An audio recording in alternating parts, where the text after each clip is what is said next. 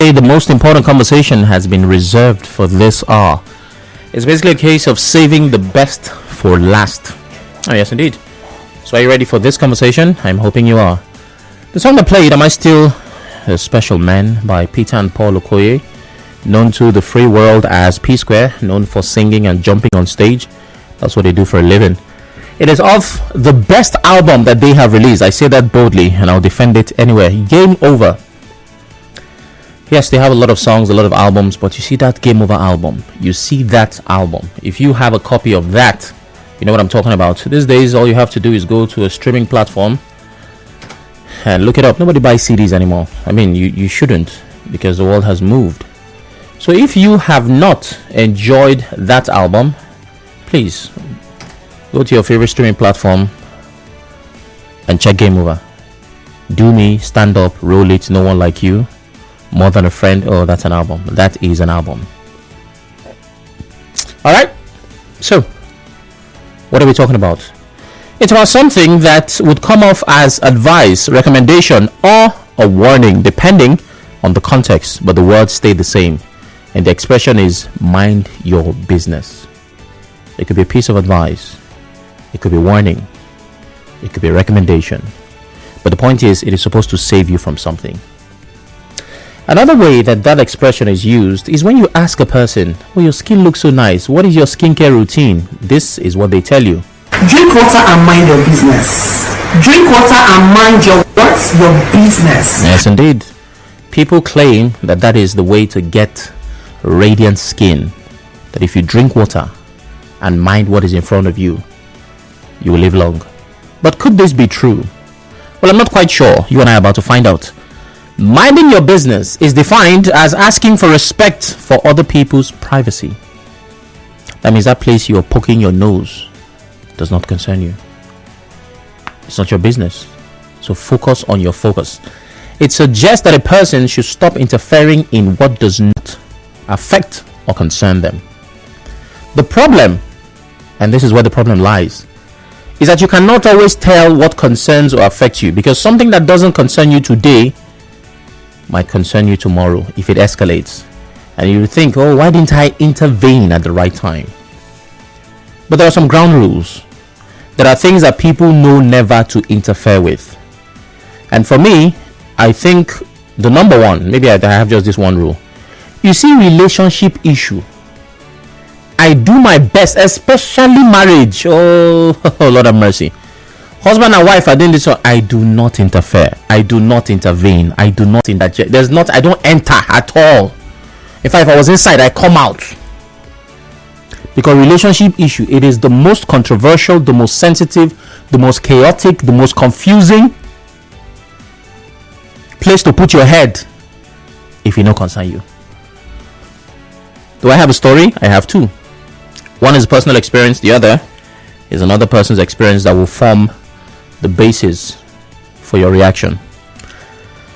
The characters in this story, Dan and Miriam.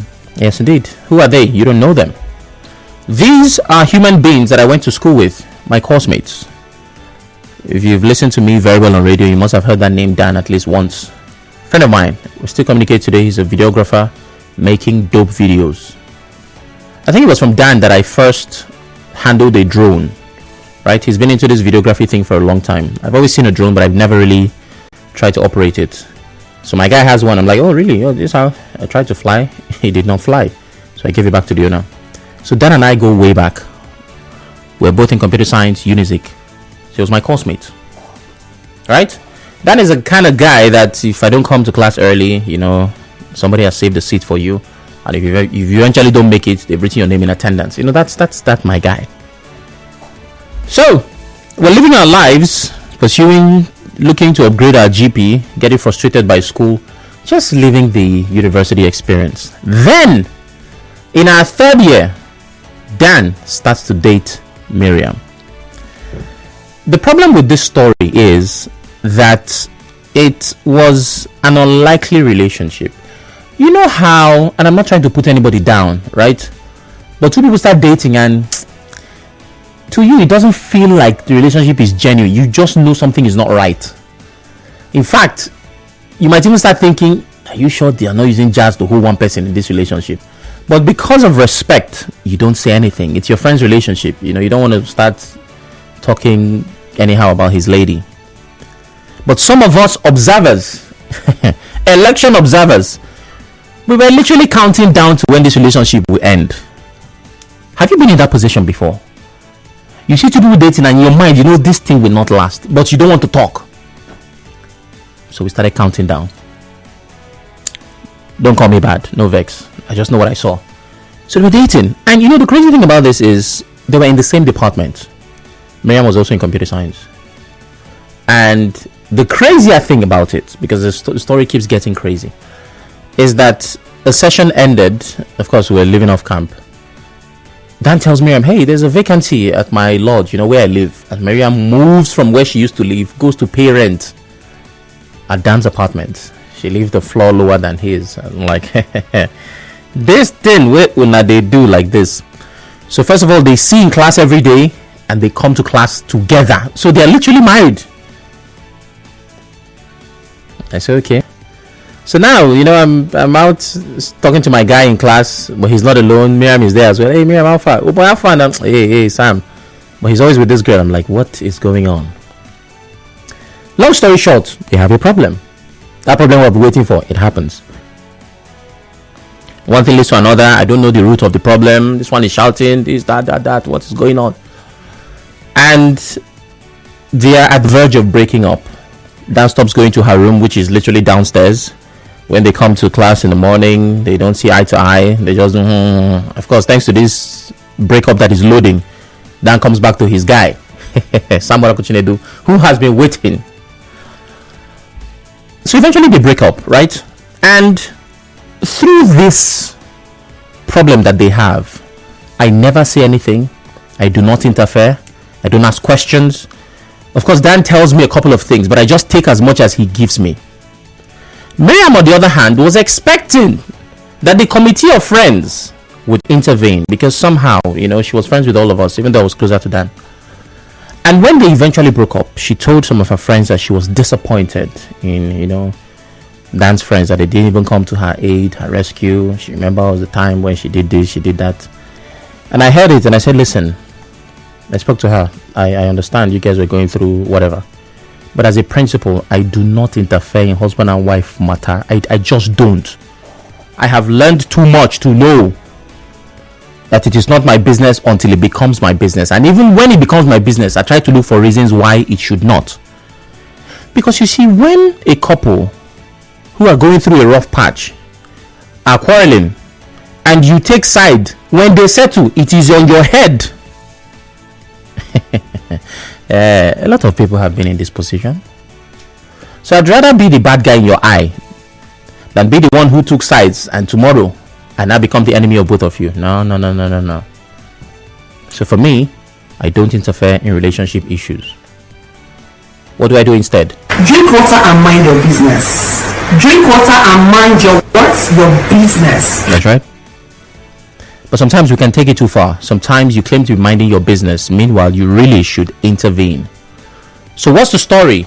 A 27-year-old woman, Chioma Okeke, was on Wednesday docked in a grade 1 area court in Kado, Abuja, for allegedly biting a mediator. A mediator is a peacemaker who attempted to bring peace during an argument. Two people were quarreling, arguing, fighting. One peacemaker said, take it easy. Let love lead. What is that thing we say at the end of our news? Hold on, let me look for the last news. Peace is the path to the prosperity of a nation. Let peace reign. They carry something on the woman's head. No kidding. One of the ladies beat her, tore her clothes, oh my goodness. And now that woman is in court. Assuming that lady maybe she was on her own.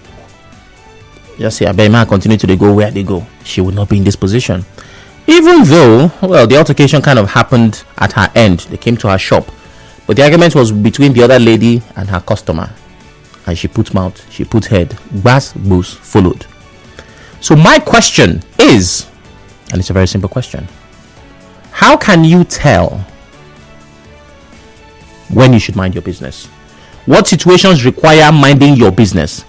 And when do you intervene? When do you interfere? And it's not very easy to see the lines. I mean, Imagine someone like me who does not interfere in relationship issues, but then I live in a neighborhood where my neighbor maybe beats his wife. Yes, even though I don't interfere, violence is becoming a part of the mix. And if anything happens, he beats her, he kills her. When police come, they will question everybody in the compound. So if you look at it, it is partially becoming your business. I've heard of stories where a man was beating his wife. She was shouting, help, oh, somebody. Nobody. They heard how. Like, these people are big. They will settle themselves. So sometimes we just might be taking it too far. So my question for you, very simple question. What situation should require minding your business? How can you tell that this case, I should interfere, and this other one, I should just keep walking? These are important questions begging important answers. After the break, hopefully you have my answers for me. Are we good? Oh yes, we are.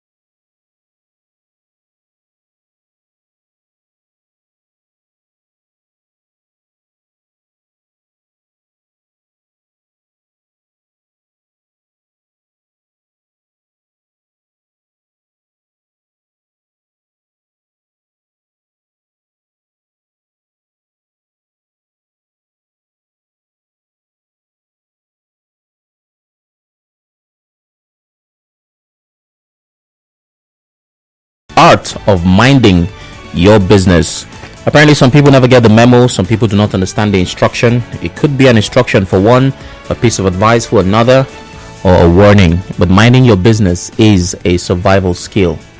And lots of people have said that their skincare routine, what makes them shine, is simply drink water and mind your business. Drink water and mind your business. Yes, indeed, you heard that correctly. So you have to start by drinking water and then minding your business, and you will glow. This is according to, I wouldn't say experts, but those who think in that direction. Now, the story connected to this is a woman was arraigned for allegedly biting a mediator. A mediator is someone who attempts to bring peace to a turbulent situation. A 27-year-old woman, Chioma Okeke, was on Wednesday docked in a grade 1 area court in Kado, Abuja, for allegedly biting a mediator who attempted to bring peace during an argument. The police charged Okeke with causing grievous hurt. The defendant, however, pleaded not guilty to the charge. The defendant was accused of having an altercation with one of the complainant's customers after turning up at her place of work in Wuse Zone 5, Abuja. When the complainant tried to intervene, she pounced on her, beat her on her right hand, and tore her clothes. All for attempting to bring peace. Then what do you think would have happened to the other person she was quarreling with? Oh my. I wonder. Oh, I wonder. There's a list here by the Daily Tribune about when to mind your business. But before I get there, I'd like to get through to you. The question is simple, but important. Oh yes, indeed it is. What situation should require minding your business? Now, for me, I've said that when it comes to relationship issues, I do not put mouth, eye, nose. It does not concern me. But he's not treating me right, my sister. I can't hear. You understand? At this time of day, I'm usually deaf. Please, go and settle your matter. I'm not a counselor. I'm not an expert. I'm not any of that. Now, if I have a radio show and you bring that that one I'm working. But, sir, please talk to your what? I've used up my talking quota for the day. I can't talk anymore. I talked enough on radio.